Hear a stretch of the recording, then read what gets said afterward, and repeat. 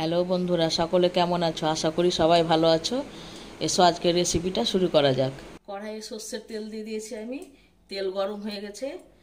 মাছগুলো আমি 15 মিনিট আগেই লবণ হলুদ মাখিয়ে রেখেছিলাম। ওই মাছগুলো আমি ভেজে নেব। মাছগুলো আমি দুবারে ভাজবো, ঠিক আছে? একবারে দিলে ভেঙে যাবে।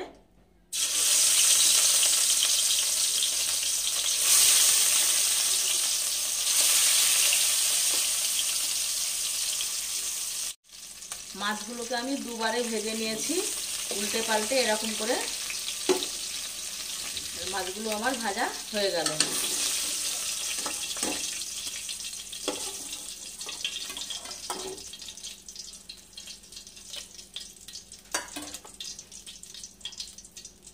এবার ওই মাছের তেলে আমি এলাচ, দারচিনি আর তেজপাতা দিয়ে দিচ্ছি।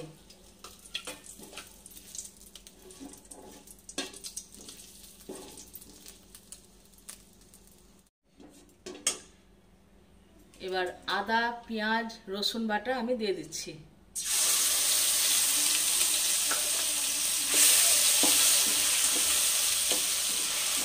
এটাকে 5 মিনিট মতন কষে নেব।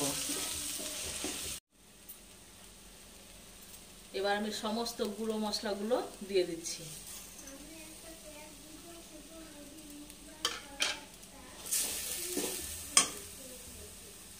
সামান্য পরিমাণে একটু জল দিচ্ছি।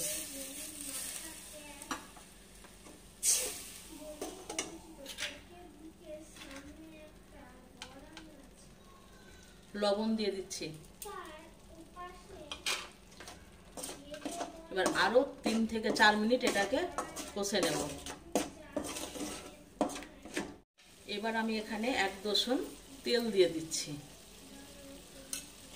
তেলটা দিয়ে একটু নাড়াচাড়া করে নেব। দিয়ে কাজু বাদাম আর সাদা তিল যেটা বেটে রেখেছি সেটা এর মধ্যে দিয়ে দিচ্ছি। মিক্সির জার ধুয়ে একটু আমি জল দিয়ে দিলাম। দিয়ে এটাকে আমি আরও 3 থেকে 4 মিনিট মতো কষে নেব। যত মশলা কষবে বন্ধু, তত রান্নার স্বাদ ভালো হবে। আমার চ্যানেল যদি এখনো সাবস্ক্রাইব না করে থাকো অবশ্যই করো, লাইক করো, কমেন্ট করো।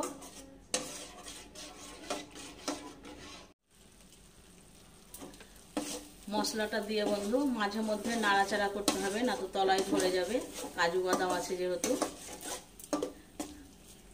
5 মিনিট মতো কষা হয়ে গেছে। এবার যেই টক দইটা রেখেছিলাম এটা দিয়ে দিলাম এর মধ্যে। বাটি ধুয়ে অল্প পরিমাণে জল দিলাম। দইটা বন্ধু যখনই দিবে দইটাকে আগে ফেটিয়ে নেবে, না তো দই ছানা ছানা হয়ে যাবে, ঠিক আছে? এবার আরো একটু কষে নেব। মশলাটা তেল ছাড়তে শুরু করে দিয়েছে। এবার গ্যাসটাকে কমিয়ে অনবরত নাড়তে থাকবে। একটু সময় লাগবে মশলাটা কষতে। 10 থেকে 12 মিনিট মতো সময় লাগবে কষতে। মশলাটা আমার কষানো হয়ে এসেছে। মশলা থেকে আমার তেল ছেড়ে দিয়েছে। এবার মশলা কষানো হয়ে গেছে।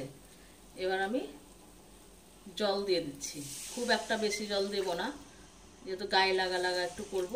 সামান্য পরিমাণে একটু ঝোল হবে, সেরকম আন্দাজ করে তোমরা জলটা দেবে বন্ধু। এবার ঝোলটা যখন ফুটে উঠবে তখন আমি মাছগুলোকে দেব। এই রেসিপিটা খুব একটা সুন্দর, যে কোনো বড় মাছেরই হবে। শুধু কাতলা বলে না, রুই, কাতলা, আর মাছ, বোয়াল মাছ, যে কোনো বড় মাছে এরকম করে রান্না করে খেয়ে দেখবে, খুব সুন্দর একটা রান্না। এবার 1 চামচ ঘি আর গরম মশলার গুঁড়োটা এখন আমি এর মধ্যে দিয়ে দিচ্ছি।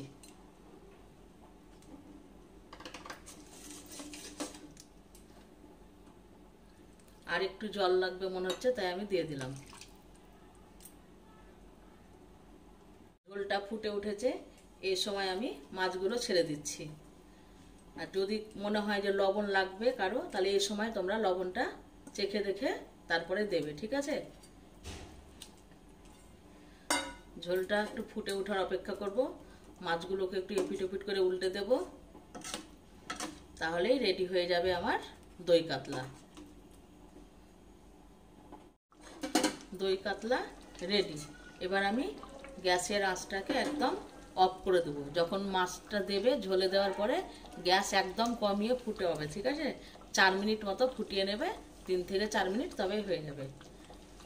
এবার আমি অন্য পাত্রে তুলে নিয়ে পরিবেশন করব। আজকের মতন টাটা, আবার আসবো অন্য একদিন রেসিপি নিয়ে।